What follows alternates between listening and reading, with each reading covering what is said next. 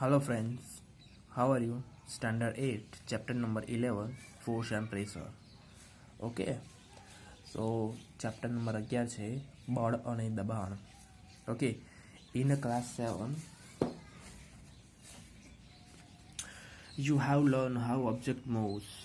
Do you recall how we can decide whether an object is moving faster than other? Okay, તો પદાર્થ કોઈ પણ object છે એટલે કે પદાર્થ છે એ કેવી રીતે ગતિ કરે છે એ ધોરણ 7માં આપણે શીખ્યા છે, બરાબર છે. હવે એક પદાર્થ છે બીજા પદાર્થ કરતાં કેટલી વધારે ઝડપથી ગતિ કરે છે એ કેવી રીતે નક્કી કરાય છે, બરાબર છે. What does distance move by an object and unit time indicate? Okay, તો એકમ સમયમાં પદાર્થે કાપેલું અંતર શું દર્શાવે છે? You also know that moving object like a ball rolling on the ground slow down. Sometimes it may change its direction of motion. It is also possible that the ball may slow down and also change its direction. Have you ever wondered what makes an object slow down or go faster or change its direction of motions? Okay, તો હવે શું કરવાનું છે કે જ્યારે જમીન પર ગબડતો દડો ધીમો પડી જાય છે ત્યારે તે ગતિની દિશામાં પણ ફેરફાર થાય છે. એવું શક્ય બને છે કે દડો ધીમો પડે અને સાથે ગતિની દિશા પણ બદલાય છે. શેના લીધે પદાર્થની ગતિ વધે છે કે ઘટે છે અથવા ગતિની દિશામાં બદલાય છે, બરાબર છે. તમને ક્યારે આશ્ચર્ય થયું છે? Let us recall some of our everyday experience.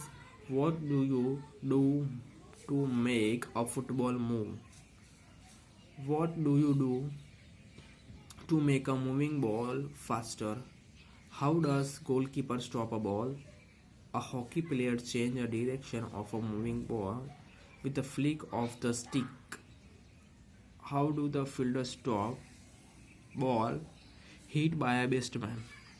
In all these situations, the ball is either made of move faster or slower, or its direction of a motion is changed. Okay, હવે જુઓ કે આપણે શું કરવાનું છે કે રોજબરોજના જે થોડા અનુભવો છે એ યાદ કરવાના છે. હવે ફૂટબોલને ગતિમાં લાવવા માટે આપણે શું કરવું પડે છે? હવે ગતિમાન દડાને વધારે ઝડપથી ગતિ કરવા માટે તમે શું કરશો?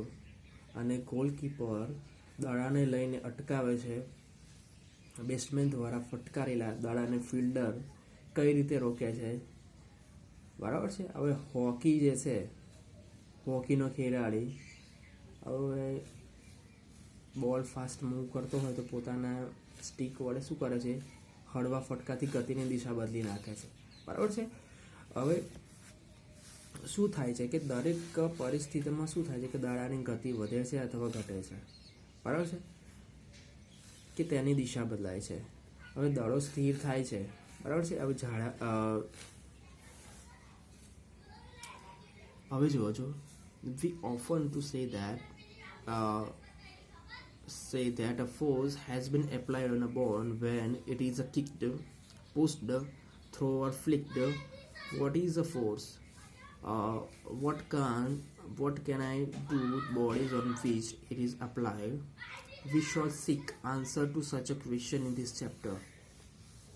બરાબર છે.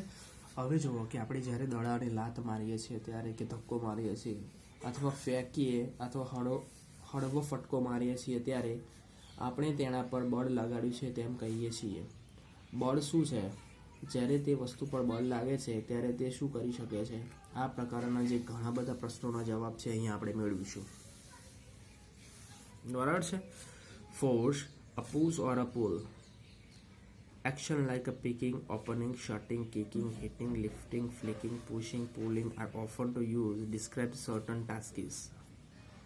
ઓકે, તો અમુક કાર્યો આપણે કરીએ છીએ એમના માટે શું કરવું છે? ચૂંટવું પડે છે, ખોલવું પડે છે, બંધ કરવું પડે છે, લાત મારવી છે, ફટકારવું, ઉચકવું, બરાબર છે, હળવો ફટકો મારવો પડે છે, બરાબર છે, એ જૈવિક ક્રિયાનો ઉપયોગ કરીએ છીએ. હવે આ ક્રિયામાં દરેક ક્રિયા સમાન રીતે પદાર્થની ગતિમાં ફેરફાર કરે છે. શું આવા બધા શબ્દો માટે કોઈ પણ શબ્દ વાપરીએ છીએ? ચાલો જોઈએ.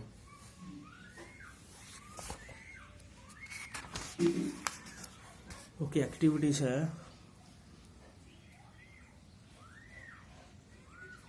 એક્ટિવિટી 9.11 છે, બરાબર છે. હવે એ ચલો મૂકી દો, એ નહીં કરવી આપણે, બરાબર છે. હવે જો do you notice that each of the actions can be grouped as a pull or a push or a both? Can we infer from this that to move an object it has to be pushed or a pulled? In a science, a push or a pull on an object is called a force. Thus, we can say that the motion imparted to the object was due to the action of a force. When we does a force come into play, let's us find out.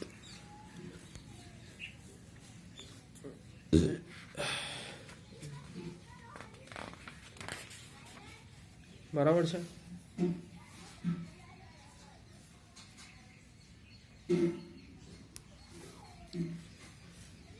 હવે જો શું છે કે તમે ઉપરની activity કરીશું ને એટલે આપણે ખબર પડશે કે દરવાજો ખોલીએ છીએ, લાટ મારતો બેસમેન દ્વારા ફટકાર ક્રિકેટનો બોલ, તો આ દરેક જગ્યાએ તમે જોશો ને કે જે બોલ હશે એને શું કહેવામાં આવે છે કે દરેક ક્રિયાને ધક્કો માર્યો હશે, ખેંચ્યો હશે, લિફ્ટ કર્યો હશે, બરાબર છે. હવે અનુમાન આપણે લગાવી શકીએ છીએ કે ગતિમે લાવવા માટે આપણે એને ધક્કો મારવો પડે છે કે ખેંચવી પડે છે, બરાબર છે. વિજ્ઞાનમાં પદાર્થને ધક્કો મારવો કે ખેંચવો તેને બળ કહેવામાં આવે છે, બરાબર છે. ફરીથી જોઈએ કે વિજ્ઞાનમાં પદાર્થને ધક્કો મારવો કે ખેંચવું એને શું કહેવામાં આવે છે? ફોર્સ કહેવામાં આવે છે, બળ કહેવામાં આવે છે. આ ફરતી કહી શકાય છે કે બળ લગાવવાથી વસ્તુ ગતિમાં આવે છે. હવે જોઈએ કે બળ ક્યારે અસ્તિત્વમાં આવે છે, બરાબર છે. ફોર્સ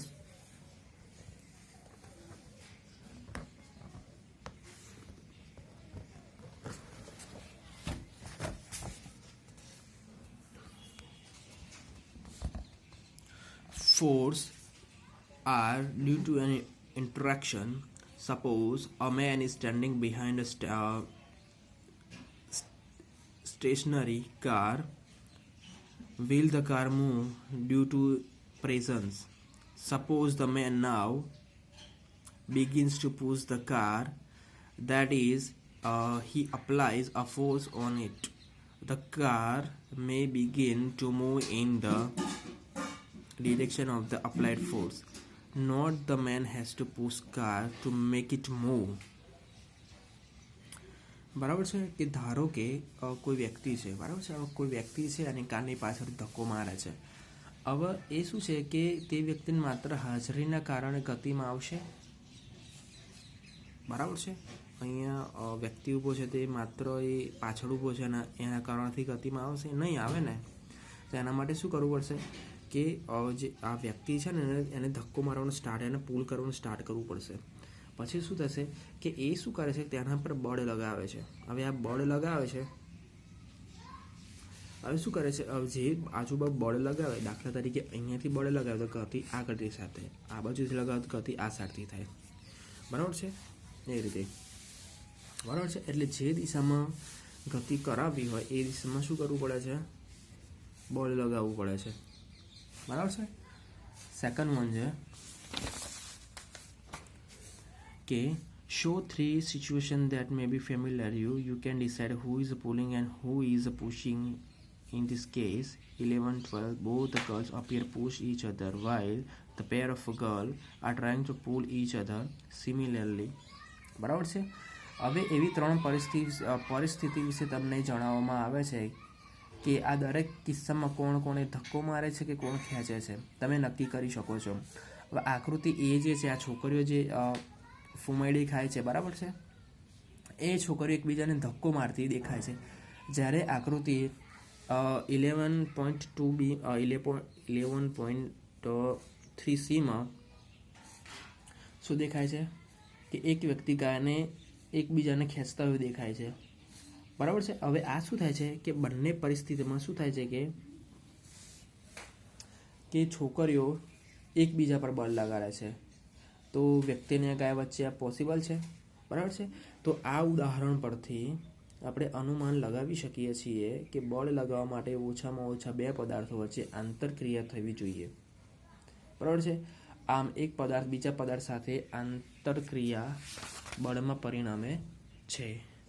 ઓકે, સો કોઈ પણ ક્વેશ્ચન હોય મને મેસેજ કરી દેજો, બરાબર છે. That's all for this day. Thank you very much.